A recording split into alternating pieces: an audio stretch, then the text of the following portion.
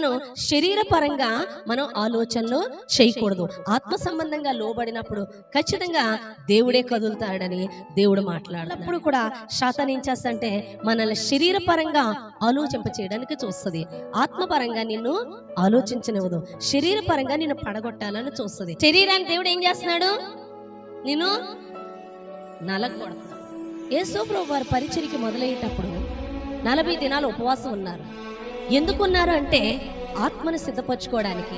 శరీరాన్ని శరీరం డామినేట్ చేయకూడదు, ఆత్మని.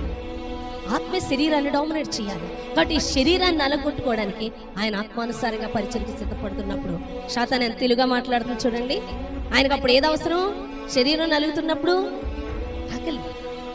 ఆకలేస్తుంటే నువ్వు నిజంగా దేవుని కుమారుడు అయితే ఈ రాళ్లను రొట్టెగా మార్చు అని మాట్లాడు.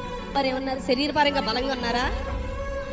చాలా ఆకలి కొని 40 రోజులు ఉపవాసం ఉంటే ఆయన కూడా శరీరం ధరించి వచ్చారు కాబట్టి చాలా బలహీనమైనారు. కానీ ఆత్మ చాలా స్ట్రాంగ్ గా ఉన్నారు.